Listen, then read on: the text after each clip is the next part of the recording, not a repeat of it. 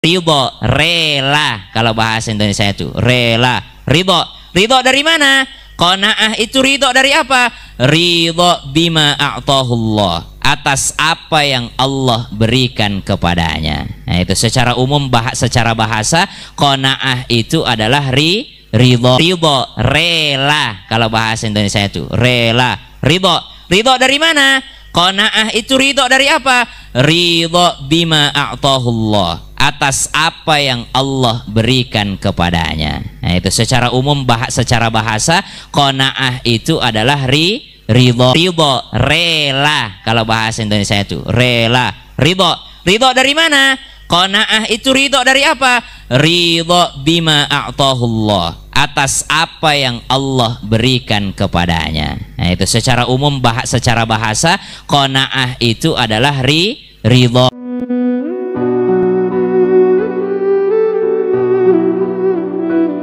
Seseorang yang tidak disibukkan dengan perniagaan, dengan urusan dari mengingat Allah, bukan orang yang nganggur mengingat Allah, orang yang tidak ngapa-ngapain, tapi seseorang yang tidak disibukkan. Dia sibuk tapi dia tidak terlalaikan dari mengingat Allah Subhanahu wa taala. Itu orang yang disenangi oleh Allah Subhanahu wa taala. Berarti dia orang yang pemimpin yang sibuk, sudah sibuk dengan urusan banyak tapi tetap mengingat Allah. Ibadahnya jauh lebih tinggi dibandingkan orang biasa, orang tidak sibuk yang mengingat Allah Subhanahu wa taala. Tapi yang paling jelek itu udah nggak sibuk, nggak ingat Allah lagi, dan nggak ada kegiatannya. Diajak ngaji ke Rumil tidak datang. Ngapain? Aduh, ada lagi urusan apa? Subhanallah. Ya, udah nggak sibuk, udah nggak ingat Allah pula. Kalau mau lihat orang yang hebat, orang yang disenangi sama Allah, penghuni surga tipe pertama, dia pula yang paling sibuk, paling banyak meetingnya, paling banyak bisnisnya, paling banyak urusannya, paling banyak usahanya, paling banyak jualannya. Tapi ketika adzan dikumandangkan, dia juga yang pertama ke masjid. Ah, ini orang penghuni surga tipe 1 ini, tipe A, paling tinggi nih. Dia sibuk dunia, tapi ketika untuk urusan ibadah, dia juga yang paling pertama. Ini ibadahnya jauh lebih tinggi dibandingkan orang biasa. Subhanallah. Jangan kebalikannya, dia pula yang paling tidak ada urusannya, dia pula yang paling jarang ibadah. Nah, ini paling jauh, paling jauh. Nah, yang kedua siapa tipe penghuni surga?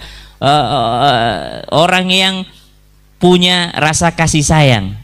Rajulun rahimun raqiqul qalbi. Kata Nabi SAW, seseorang yang tinggi rasa kasih sayangnya. Ibu harus punya rasa kasih sayang. Sekarang banyak kita lihat orang, kata Imam Abdullah, awwalu ma yurfa min hadhil ummah ar-rahmah wasyafaqah. Yang pertama nanti diangkat, dicabut dari umat ini adalah kasih sayang dan kepedulian. Banyak orang rajin ke masjid tapi tidak mau senyum sama orang. Banyak orang rajin pengajian tapi subhanallah gontok-gontokan sama sampingnya. Duh, ibu ini nih udah telat, paling depan lagi duduknya. Kalau mau dulu, kalau mau depan duduk mah dari tadi datangnya. Mepet. Padahal Allah katakan dalam Al-Quran, ya ayyuhalladzina amanu idza qila lakum tafassahu fil majalisi fafsahu yafsahillahu lakum. Longgarkan, kasih orang tempat duduk. Ini dia yang paling rajin, dia yang banyak orang kalau urusan ibadah kepada Allah cepat, tapi ternyata urusan kasih sayang terhadap manusia kurang.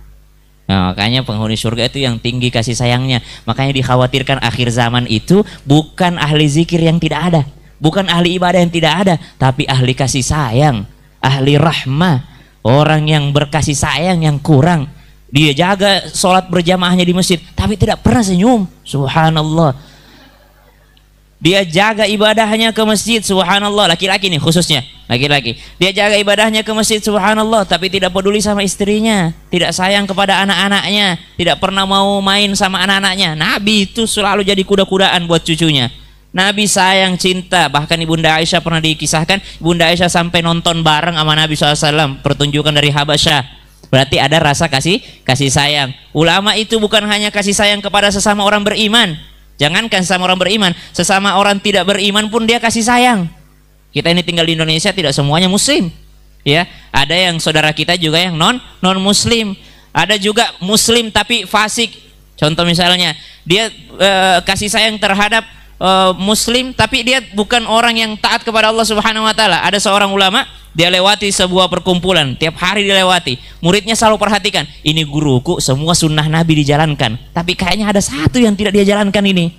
Kata syekhnya, apa itu?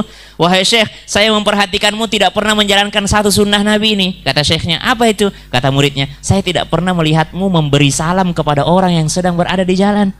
Dan kalau kita lewat kan Bu, saya lagi lewat di sini, ada ibu-ibu lagi nongkrong depan makan cilok apa kayak di situ. Saya disunnahkan beri salam. Tapi ada ulama, dia setiap lewat tidak pernah dia beri salam. Subhanallah. Ditanya sama muridnya, wahai syekh, kenapa engkau tidak pernah beri salam? Kata syekhnya, apa hukumnya salam? Memberi salam? Sunnah. Memberi salam hukumnya sunnah. Menjawab salam hukumnya? Wajib. Saya sayang sama mereka. Kenapa? Saya khawatir saya ngasih sunnah tapi mereka tidak menjawab salam, akhirnya mereka berdosa gara-gara saya. Tuh, kasih sayangnya terhadap orang lain. Dia tidak mau orang lain berdosa gara-gara dia. Ada orang, dia biarkan saudaranya berdosa gara-gara dia.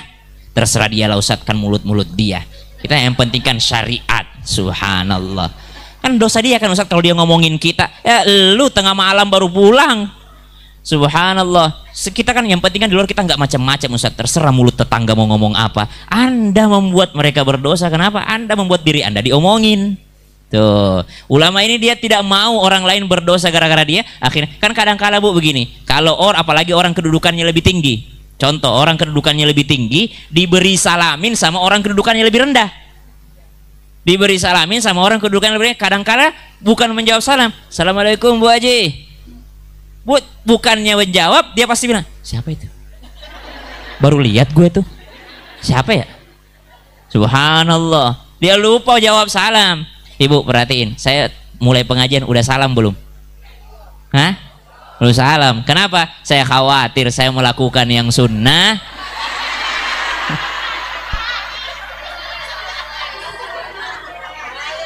Saya khawatir saya melakukan yang sunnah, tapi ibu sibuk dengan HP-nya.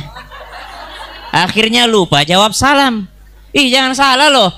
Pengajian itu banyak ustadz saya perhatikan. Ustadz sambutan selalu itu. Assalamualaikum warahmatullahi wabarakatuh. Habis udah salam, jarang yang jawab, bikin lagi pantun kasihan. Nah.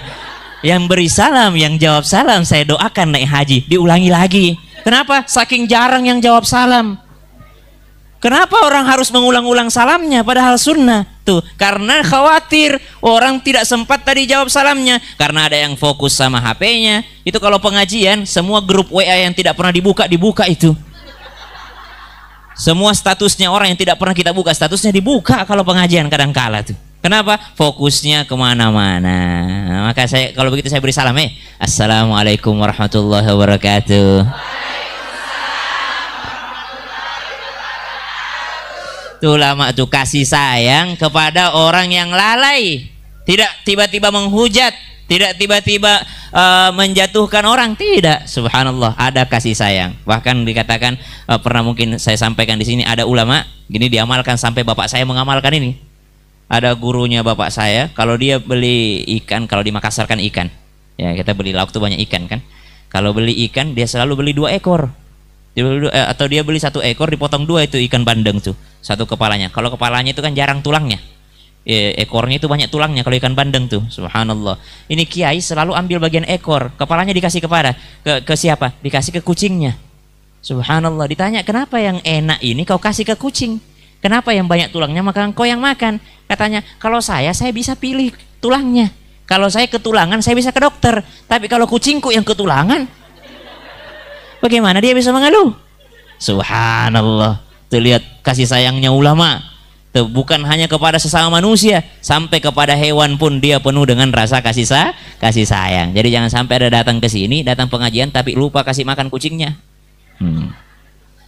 Belum dikatakan berakhlak baik kalau sudah baik akhlaknya kepada manusia, tapi dia lupa kasih makan hewan piaraannya di rumah. Tuh, kata para ulama. Subhanallah. Ada lagi yang kasih sayangnya lebih hebat lagi kepada ahli maksiat malah. Saya pernah bawakan mungkin di sini. Dia lewat pengajian. Ketika lewat pengajian ada pemabuk. Lewat pengajian pemabuk. Kata muridnya, wahai syekh doakan saja mereka itu. Doakan saja. Masa kita pengajian dia mabuk aja kerjanya di situ kita lewatin. Padahal musim. Apa kata syekhnya? Dia angkat tangannya. Ya Rob, sebagaimana mereka menikmati minuman keras di dunia, jadikanlah mereka menikmati surga. Heran muridnya. Bukan doa begitu guru maksudnya. Doa apa maksudnya? Doain aja diazab mereka itu. Kata syekhnya, tidak. Kita harus punya kasih sayang. Kenapa saya doakan mereka bisa menikmati surga? Karena mustahil mereka bisa menikmati surga kalau tidak bertaubat. Artinya saya doakan mereka taubat. Nah, ada sekarang orang lihat berita viral, dasar laki-laki, dasar ini, subhanallah, tidak ada rasa kasih sayangnya terhadap sesama, apalagi habis apa itu, habis pilpres, habis ini yang lembut hatinya pun jadi keras. Kalau mau lembut hati mesti punya cinta. Nah, cinta itu kata Qais. Qais itu nama lainnya Majnun. Pernah dengar kisahnya? Laila Majnun. Kenapa disebut Majnun? Majnun itu seakar kata dan kata jin. Majnun itu kalau bahasa kita gila. Tapi dia Majnun seakar kata dengan jin. Kenapa jin? Karena orang kalau sudah Majnun seperti dia kesurupan. Seperti kesurupan jin. Nah, itu Laila dengan Qais. Saking majnunnya Qais supaya bisa bertemu dengan Laila, dia pernah pura-pura jadi kambing. Dia masuk di antara orang pengembala kambing, dia masuk ke situ. Subhanallah. Kenapa? Karena pengen ketemu dengan pujaan hatinya. Subhanallah. Itu melembutkan hati. Cinta itu melembutkan hati. Jangan sampai keras hati. Rahmah wasyafaqah. Yang ketiga kata Nabi SAW, orang yang masuk surga siapa? Tadi pemimpin yang adil. Yang kedua, orang yang punya kasih sayang. Yang ketiga, orang afifun muta'affifun, orang yang punya harga diri. Orang punya harga diri lagi menjaga harga dirinya, berusaha menjaga harga diri. Kata ulama, kami dahulu lebih senang bekerja mencari nafkah yang halal dibandingkan mengerjakan ibadah sunnah, tapi dalam hati berharap nanti ada tetangga yang kirimin makanan, nanti ada bansos, nanti ada makan siang gratis. Nah, itu kami lebih senang bekerja mencari nafkah dibandingkan beribadah sunnah, sholat terus, ngaji terus, tapi hatinya mengatakan, gampang lah, masalah makanan itu gampang, nanti. Kata ulama, kami lebih senang keluar mencari. Makanya tadi ada doanya, Allahumma inni as'alukal huda wat tuqa wal afafa wal ghina. Tapi kalau sudah dikasih sama Allah, biar hidupnya nyaman, mau sebanyak apapun yang didapatkan, kalau tidak ada rasa qanaah, kalau tidak ada rasa syukur, maka semuanya akan terasa sempit. Maka hidupnya tidak akan pernah terasanya nyaman. Makanya kata Imam Al-Ghazali, definisi qanaah dulu. Apa huwal qanaah? Apa itu qanaah? Qanaah itu bahasa lainnya ar-ridha. Bahasa lainnya qanaah itu bukan syukur. Bahasa lainnya qanaah adalah ridho. Apa itu ridho, Bu? Beda lagi ikhlas.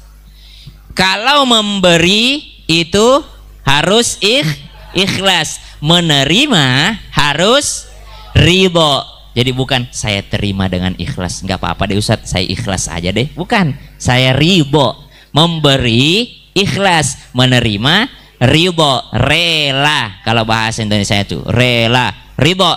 Ridho dari mana? Qanaah itu ridho dari apa? Ridho bima a'tahullah, atas apa yang Allah berikan kepadanya. Nah, itu secara umum, secara bahasa qanaah itu adalah ridho. Qanaah itu adalah rela. Rela itu adalah menerima. Menerima atas apa yang diberikan Allah. Ada lagi definisi yang lain. Kata Imam As-Suyuti beda lagi. Ridho atas apa? Qanaah itu. Qanaah yakni ar-ridho bima. Dia ridho atas apa? Bidunil kifayah. Meskipun yang diberikan Allah Subhanahu wa ta'ala itu tidak cukup. Kalau hitung-hitungan manusia. Qanaah itu ada perasaan ridho atas pemberian Allah meskipun tidak sampai kepada kecukupan. Contoh, keperluannya dia subhanallah sehari 5 juta. Kebanyakan ya. Nih orang-orang qanaah.